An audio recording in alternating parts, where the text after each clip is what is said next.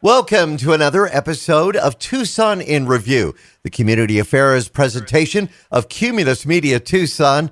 I'm Andy Taylor, and we're really excited about this week because this week is a big week for independent film, especially here in Arizona. And we wanted to have Mia Schnaible, the Director of Marketing and Development for the 31st Annual Arizona International Film Festival, back on the show. Mia, always great to talk with you. It's always great to talk to you, Andy. Now, we talked with you a couple of months ago about getting the film festival ready and all of the logistics, picking up what are going to be the top films that are going to be shown in different categories. This is down to the wire. This is the week that it all begins on Wednesday, April 19th.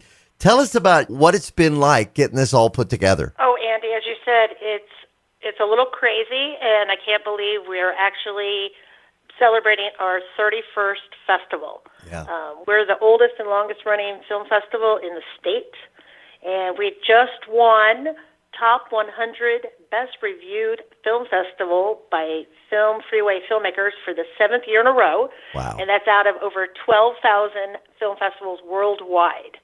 And we're super excited. Every year that's been available, the Arizona International Film Festival has won that award. So, yay! Yes, that is great. Now, for those that maybe have missed last time you were on, and I do want to cover this, can you tell us a little bit about the history, 31 years now, of the Arizona International Film Festival, where its beginnings came from, and Top 100? That's amazing. Yeah, it is. It is amazing. So Julius Scalinger, he is the festival director still, and one of the founders. He and Claudia Jesperson came down from Utah, from a little film festival you might have heard of called Sundance. They used to work there. But before that, he actually started the Athens Film Festival in Athens, Ohio, and they're celebrating their 50th festival today, starting today. So shout out to them. So they came down to Tucson to start the Arizona Media Arts Center, and it was going to be a resource center for filmmakers, because I know it's hard to believe, but there was actually life before the internet was created, and they bought all the expensive journals, and they had a whole resource library. So if you needed any help trying to get your film made or different journals, they had this whole media center started. And then from that blossomed them buying the screening room downtown, which we still own. Dave Pike, he runs it now. Oh, cool. And that splintered off into the Arizona International Film Festival. And the reason why it's called Arizona International and not Tucson is it's hard to believe, but we were the first film festival in the state. So after we showed the films in Tucson, they would throw the 35-millimeter cans of films in the back of their car. Wow. And like Johnny Appleseed, they would tour the state. And they went up to Sedona. It was a big hit there. So Sedona started their own film festival. They trickled down to Phoenix and Scottsdale. So wherever they went, big crowds came out. And then those cities said, hey, there's a need for independent film. We should start our own film festival. So we don't travel up to all over the state anymore, but we are still the Arizona International Film Festival. Now, Mia, when it comes to film festivals, why is this festival important to Tucson? I had somebody ask me, does it bring people to our community? Andy, it is incredible on how many filmmakers from around the world show up in Tucson to meet people in Tucson. We have 30 features and 70 shorts from 20 countries, and right now, the last time I thought we had 62 filmmakers, but I literally just got off the phone with a film, The Nature of Healing, that plays on Thursday, April the 20th, and they were going to bring 2 people, and now they just called and said, can we bring 6? Nice. So we have now probably over 70 filmmakers from all over the world coming to Tucson to meet Tucsonans, check out to see if they want to make their next film here, stay in hotels, spend their money, buy stuff, eat in restaurants. It's a huge economic boom for Tucson. Well, could this not translate also with, now the tax incentives are there to actually film in Southern Arizona and or throughout the state and receive benefits? Couldn't this bring some of these filmmakers from around the world to say, I want to make a movie there in Tucson, or I want to make a movie in Prescott, or just anywhere in our state? Yeah, we've actually been fortunate enough. We've had at least 2 films in the recent history film in Tucson because of the Arizona International Film Festival. Now with the tax incentives, the film incentives, it's going to be even greater because once the filmmakers come into Tucson and they see the beauty of Tucson and southern Arizona, and some of them go up to the Grand Canyon, they experience the whole state. Because, if you're flying over from Europe, you might as well go up to the Grand Canyon where you're here. Of course. And they love Tucson, and they love the beauty of the desert. They love the beauty of the cities. And we have, every landscape known to man here that they can film in. They can go up to Mount Lemmon if they need a forest, or they could, go out to the desert. We have cities, we have country, we have everything. And I'm really excited about how this film incentive is going to bring even more filming to Tucson.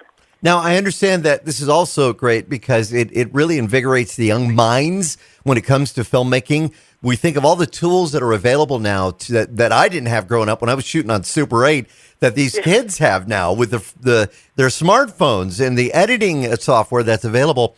There's going to be indie youth filmmakers that are also going to be, kind of recognized during the festival. Yeah, it's really neat. We have this program called the Indie Youth Film Festival that's now its own film festival that is now part of our festival. It used to just be a program, but we've splintered it off and made it its own festival. We had over 300 films submit just for the indie youth. That's great. And we had 16 countries. Wow. So we ended up with 14 films, and we ended up with 6 countries. And it's just amazing what these kids can do. It's just back in the day when you and I were doing Super 8 that didn't have audio. Exactly. Any of the young people are like, what? Yeah. And you would have a cassette player next to it. You would start at the same time if you wanted audio. I remember that. These filmmakers are using their phones, and they're using, video cameras, and the quality is just amazing, especially some of the animation that these kids are doing. Wow. And the cool thing about these films is it's not everybody goes, oh, they're under 18, it's going to be just videos of dogs and puppies and skateboarding. Oh, no. It has incredible topics. We've had a film about cutting and how people are self-cutting themselves. We've had a film that made me cry about bullying. Oh. We've had amazing animation. So this program for this year, I can't wait to see. It's just every year it gets bigger and bigger. Well, and again, so hopefully a couple of those kids are going to fly in too. It's 18 and under, so they're kind of filming stories that they're hearing about, they're knowing about, or maybe even have been touched by. It's kind of expressing themselves through film. Yeah, it's really amazing on what they do. And and the cool thing about the Indie Youth Program is that it's totally free. So that's on Saturday, April the 29th, down at the screening room. And it starts at noon, and it's a free, great program. So hopefully everybody can come down and see just this amazing work these young filmmakers are doing. So what is it like putting this schedule together? Because you have to decide what is going to be the opening night film. And is that done through, a panel that looks at all of the films and says, we like this one, this is the one we're going to do on opening night?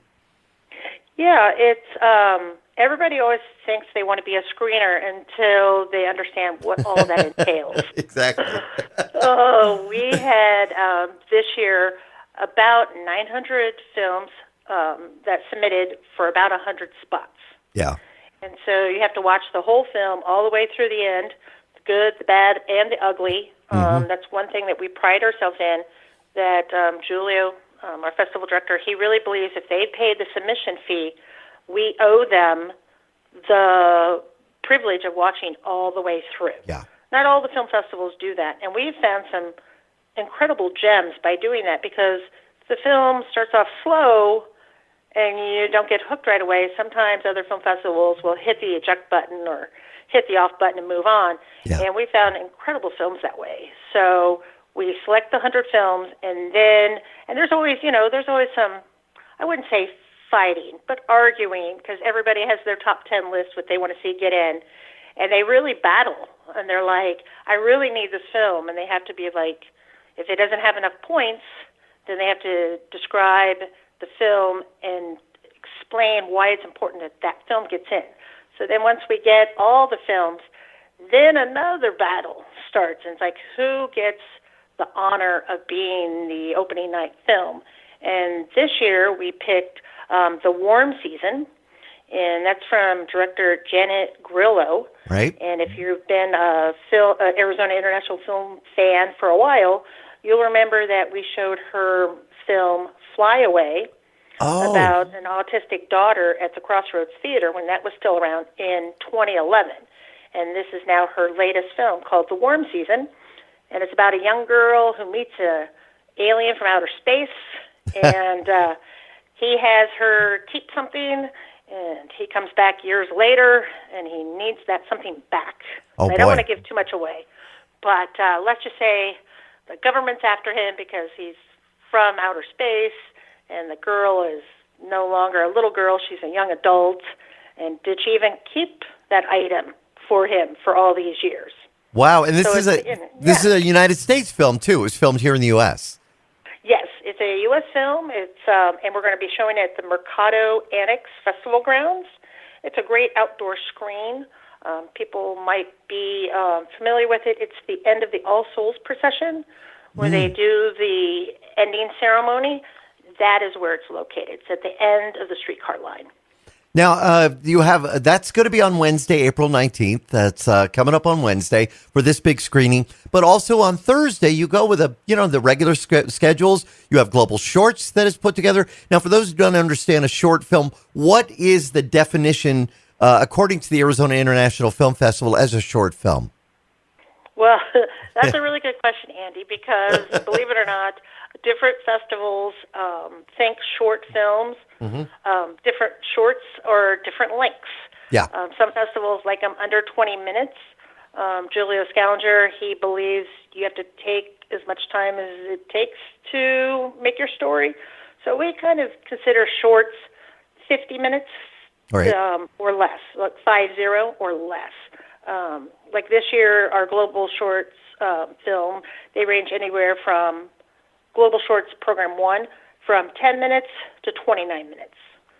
So we have a package of 6. And that's something people don't understand. It's like, oh, do I only get to see one? No, you get to see the whole 6 for one ticket price, only $10.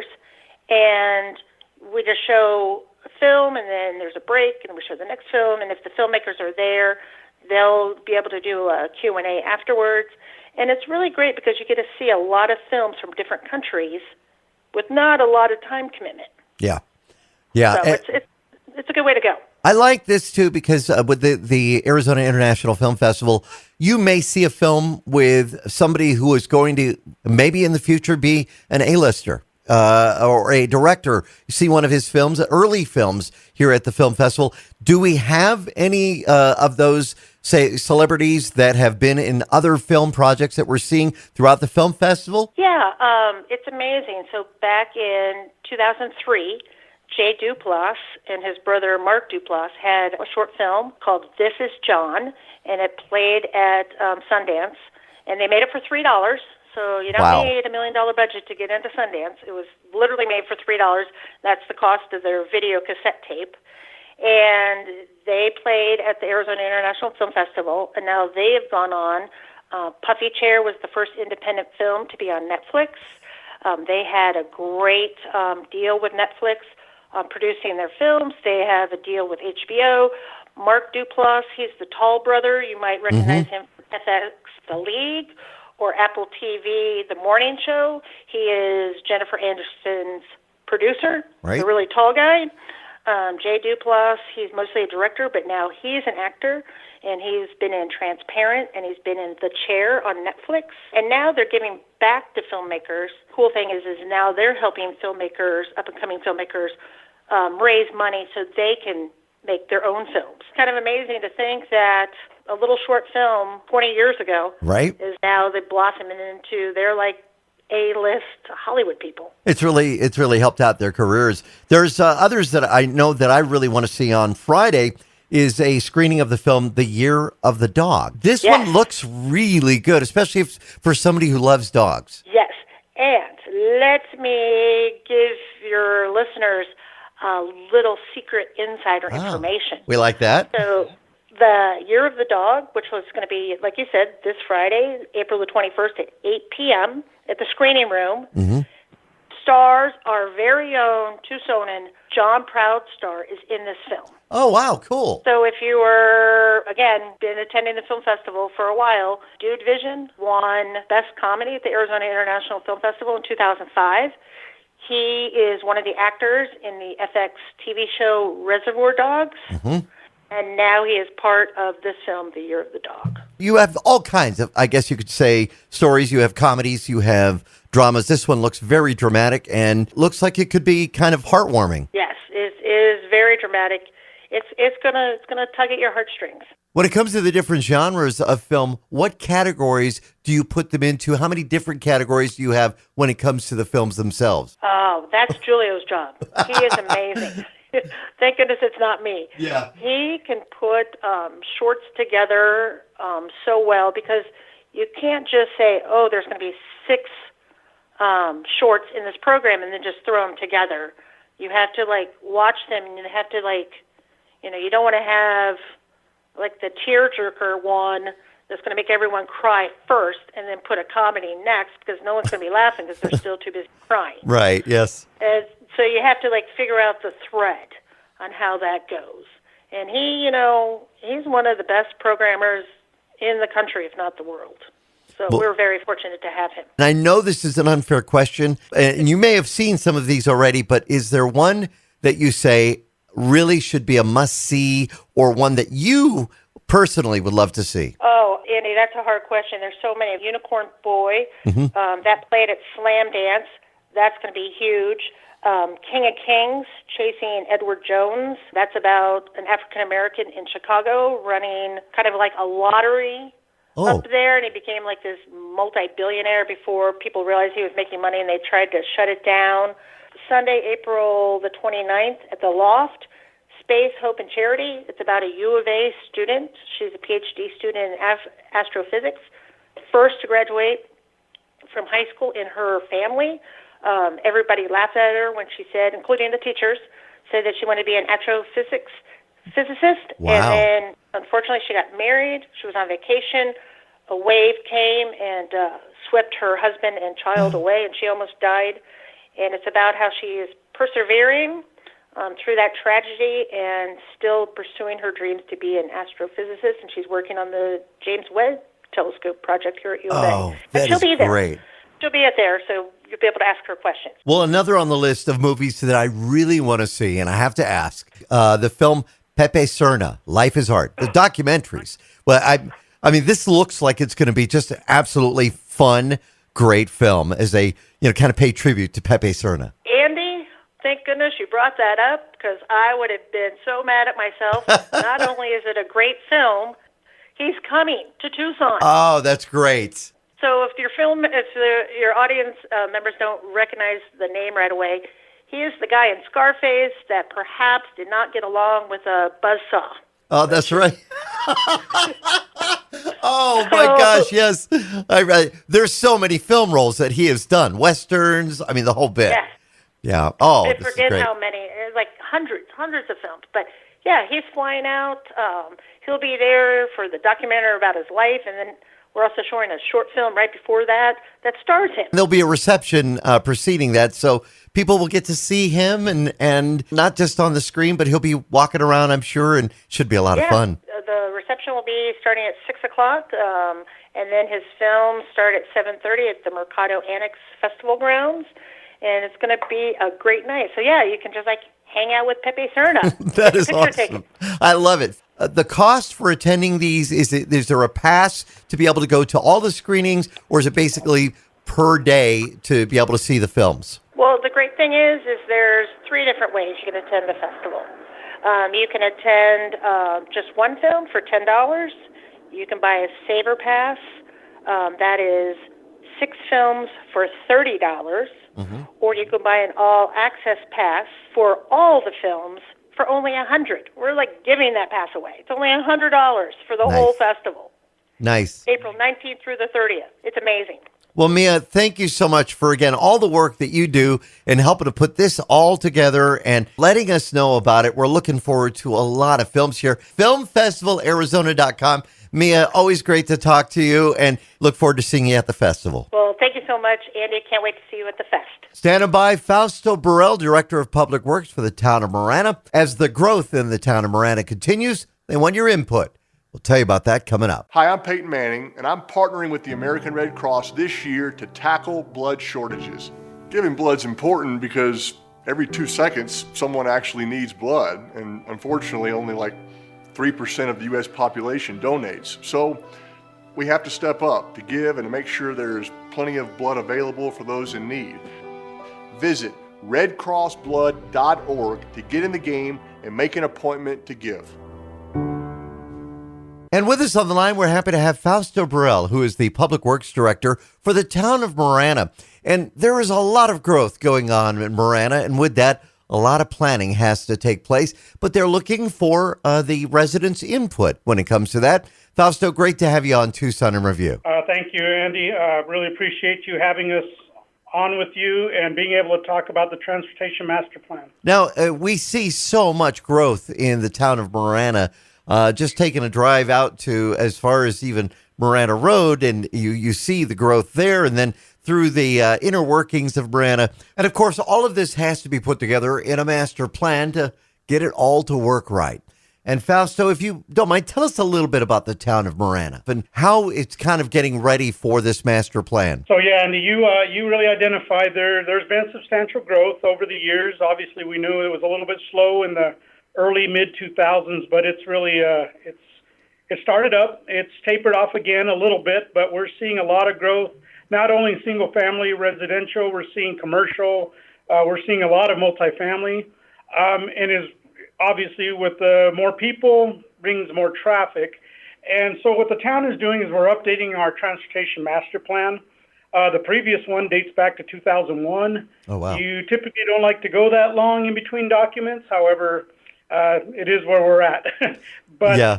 So what we're doing is the Transportation Master Plan, and what that does is that looks at your entire network of your town.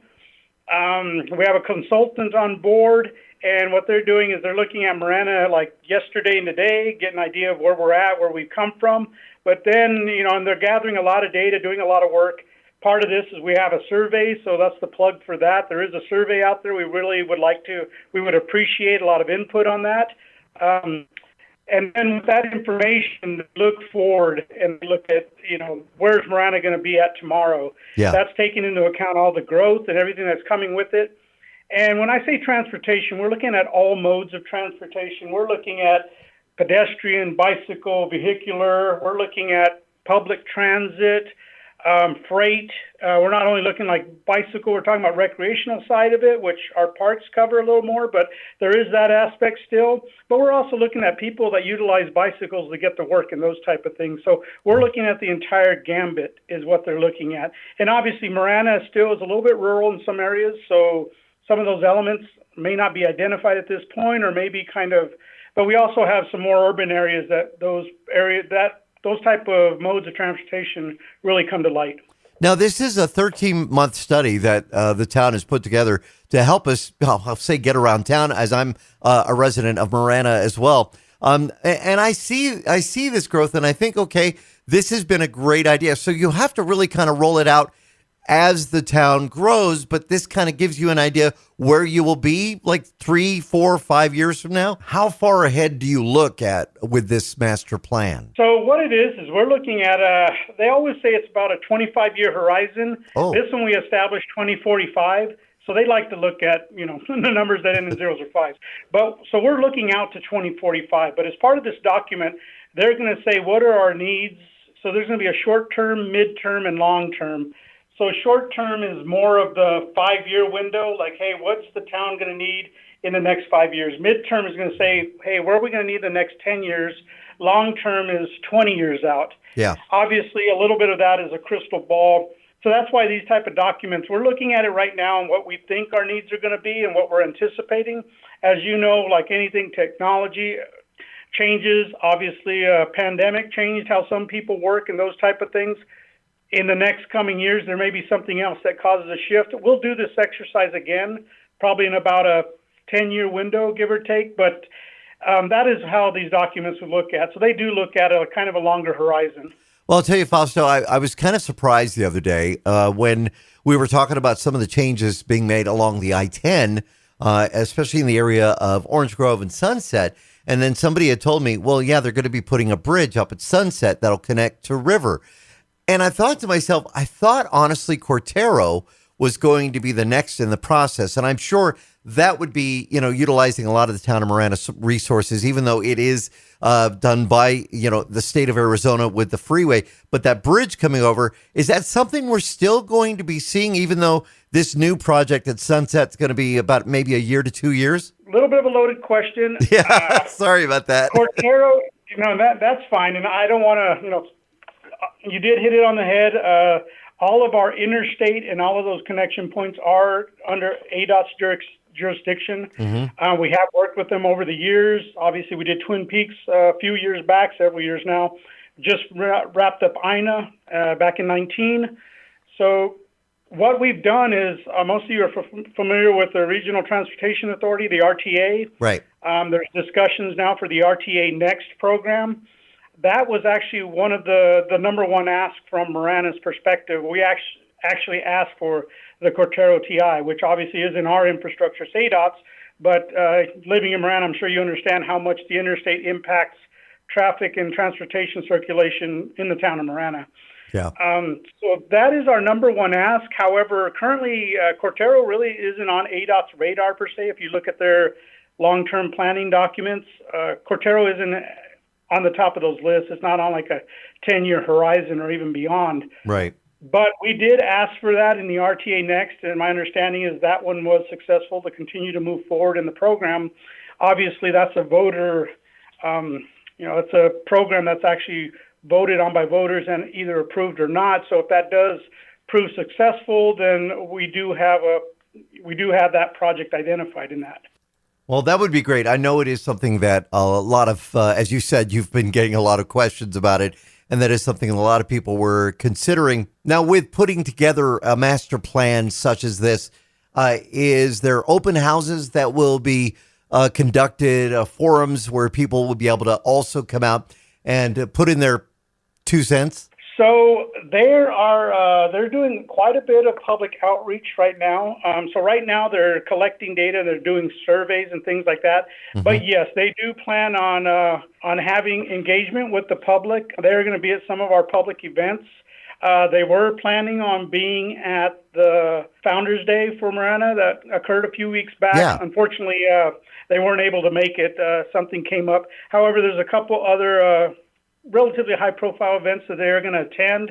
But yeah, there's going to be several public meetings and public forums throughout this process. This has got to be kind of an exciting time for you as well as we see it moving forward. Now, if our listeners live in the town of Marana, they can take the survey and help out with the direction of the master plan by going to maranaaz.gov and then /transportation-master plan.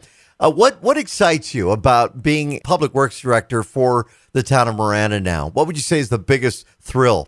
Obviously, we provide a service to the citizens, and not only the town citizens, but those that travel through our roadways and through our town. But, actually providing that service, I'm blessed with great teams that do a lot of the work out there and a lot of the heavy lifting. But what really excites me with all of that said is the times we're in. We're getting to play a role in forming Marana as it goes forward. We're working on downtown elements. The town has a community center that's well into design and being worked on that will soon be constructed. There's just a lot of activity going on, but a lot of this is going to help form Marana, what it's going to become So being able to play a role in that is very exciting. Well, Fausto, it is great to talk to you, and I want to thank you for coming on. And again, maranaaz.gov, the website for more info. Thank you so much for coming on Tucson in Review. Thank you. Appreciate it. Well, that wraps up this week's Tucson in Review. Feel free to email me if you've got an event coming up, you know of an organization that'd like to get the word out. Email me, tucsoninreview@gmail.com. For Cumulus Media Tucson, I'm Andy Taylor. Have a great Sunday.